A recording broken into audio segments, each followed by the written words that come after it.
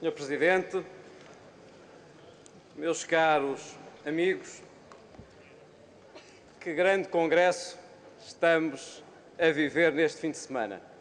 O PSD, de facto, não para de surpreender os portugueses e aqueles que achavam que este congresso não tinha história, que era um congresso que não tinha uma disputa interna, que não se realizava na véspera de eleições legislativas, não compreenderam, como dizia há 12 anos desta tribuna, o nosso saudoso Eurico de Melo, que de facto a beleza deste partido está na circunstância de termos conseguido sempre fazer aquilo que devia ser feito e não aquilo que era mais fácil ou que poderia ser mais conveniente. E este congresso é, por isso, um congresso muito importante.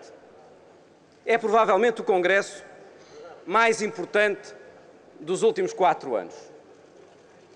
Há 4 anos estávamos na fase final de um governo socialista, na iminência de um resgate. Estávamos em pleno sequestro. Sequestro de Portugal no déficit e na dívida. O congresso de há 2 anos foi um congresso realizado já com a liderança do Primeiro-Ministro Pedro Passos Coelho, num contexto de resgate, de cumprimento do memorando de entendimento. Mas neste congresso estamos na fase final da conclusão desse resgate e, por isso, temos mais condições para perspectivar um quadro de políticas, de valores, de objetivos e de medidas que transcendem o resgate, que transcendem o ajustamento e que permitem perspectivar uma fase de crescimento, de desenvolvimento e de emprego para o curto, para o médio e para o longo prazo. E é por isso que neste congresso, sendo certo que não perdemos nenhuma oportunidade para dizer aos nossos adversários que estão a faltar às suas responsabilidades, o mais importante parece-me ser o de identificarmos aquelas opções estratégicas que permitem afiançar aos portugueses que este é o congresso do crescimento, do desenvolvimento e do emprego. Isso passa por olharmos para aquilo que há muito tempo designo pelo pós-Troika. Há muito tempo que venho defendendo que era fundamental cumprir, e nós estamos a cumprir, mas era também importante olhar para lá dos 3 anos, olhar para lá da consolidação, olhar para lá das reformas estruturais, olhar para lá do ajustamento, olhar para lá da correção dos desequilíbrios e olhar para outros déficits e outras dívidas que estão connosco há décadas. Isso pressupõe que o pós-Troika seja não apenas aquilo que vem depois da Troika, mas também aquilo que virá diferente da Troika. E eu gostava de dar o meu contributo para essa discussão. Um contributo que faço enquanto militante. Tenho todos os deveres, mas também todos os direitos de partilhar com os militantes, muitos militantes que conheci, que visitei, com quem debati durante muito tempo, quando organizamos as autárquicas, quando preparamos as eleições nos Açores, quando fomos conseguindo aquilo que era fundamental, que era assegurar o papel de dupla provedoria do partido. Os nossos militantes têm um papel extraordinário. São, na prática, aqueles que, junto dos cidadãos, vão explicando, apresentando, discutindo as ideias que o Governo vai desenvolvendo, mas também, junto do Governo, defendendo, criticando, propondo, em nome dos cidadãos, um conjunto de preocupações que são relevantes. E o partido nunca se deixou acomodar pela circunstância de estar no Governo. Eu pude testemunhá-lo, quer eu, quer o Matos Rosa, quer o Marco António Costa, os presidentes distritais, os presidentes de secção, o partido nunca se acomodou. Nos últimos 2 anos foi possível superarmos esta crise e chegarmos a este congresso dizendo cumprimos, mas queremos mais, queremos lançar as bases para um crescimento sustentável. E há um conjunto de equívocos, meus caros amigos, que devemos evitar no que diz respeito a esta estratégia que vai para lá da Troika que vai para lá do resgate, que vai para lá do curto prazo. E o primeiro equívoco é acharmos que o crescimento acontece por acaso ou por milagre, ou por uma qualquer bala de prata, uma solução única, um investimento grande que nos resolva todo o problema. Isso não acontece. Não acontece cá, como não acontece em parte alguma. O crescimento só surge e só surgirá, e já está a surgir, em virtude e em consequência de reformas estruturais. Não por acaso, nem por milagre, nem por uma solução mágica. O segundo equívoco que devemos evitar é achar que o crescimento se resolve recorrendo a soluções que falharam e que são soluções do passado. É a solução do endividamento. Nós sabemos que isso não resulta. Já foi testado, podia não ter sido testado, mas em Portugal já foi. Durante muito tempo vivemos num país que ganhava 100, que gastava 110 e que devia 120.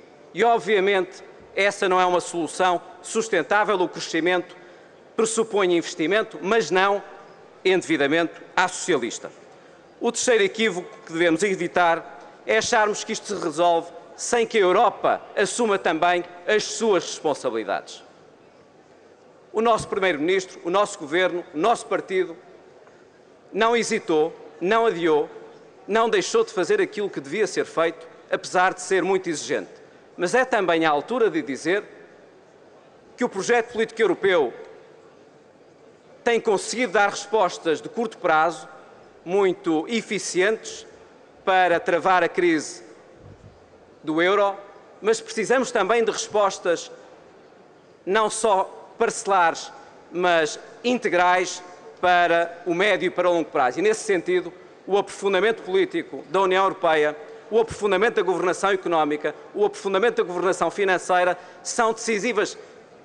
E essa é uma responsabilidade que a União Europeia terá de concretizar, sob pena do trabalho que é realizado nos Estados não corresponder também a esse esforço europeu. E, finalmente, devemos evitar o equívoco de considerarmos que o crescimento pode ser concretizado por qualquer visão anacrónica e passadista, uma ideia de um país de salários baixos, de mão de obra pouco qualificada e de chaminés fumegantes de poluição.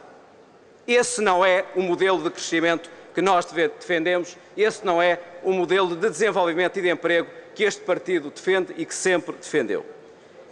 E por isso é importante que o pós-Troika pressuponha responsabilidade orçamental que vai para lá da consolidação orçamental, uma responsabilidade orçamental que identifique objetivos de médio e longo prazo para o déficit, para a dívida e para a despesa, que possa avançar para limites à despesa nominal, plurianual, por programa orçamental que não integre os ciclos económicos, no fundo, para que se saiba qual é a despesa que temos para a educação, para a saúde, para o ambiente, para a justiça, para o ordenamento do território, para a cultura, durante 5 anos. Isso melhora a capacidade de escrutínio e de responsabilização do exercício da política. É importante que a responsabilidade orçamental possa, como já foi iniciado, beneficiar de uma reforma fiscal que permita atrair investimento, mas também que não fiquemos pela discussão um pouco preguiçosa que é mais impostos ou menos impostos. Nós sabemos todos que logo que seja possível se baixará a carga fiscal em função da capacidade que tivermos para reduzir a despesa pública, mas há um outro debate sobre fiscalidade que é relevante. Um debate que até pode ser feito num contexto de neutralidade fiscal, que é saber em que medida podemos desviar alguma carga fiscal do fator trabalho e do fator rendimento das empresas para agravar alguns fenómenos anacrónicos de poluição e de degradação de recursos naturais. Mas, obviamente, esta responsabilidade orçamental depende muito e cada vez mais da reforma do Estado. E na reforma do Estado não podemos padecer daquele fenómeno NIMBY, not in my backyard. Todos defendem a reforma do Estado, todos. Mas ninguém assume, Sr. Presidente, vou concluir, ninguém assume na nossa oposição, na prática, quais são as funções do Estado que devem ser revistas. E essa é uma condição indispensável para que possamos, logo que possível, baixar a nossa carga fiscal. Mas o segundo elemento desta visão pós-Troika passa pelos talentos, pelos recursos, pelos projetos e pelo território.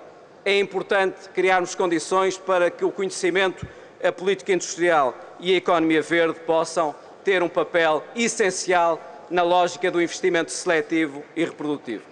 A questão que devemos colocar é a seguinte, e podemos fazer isto sozinhos?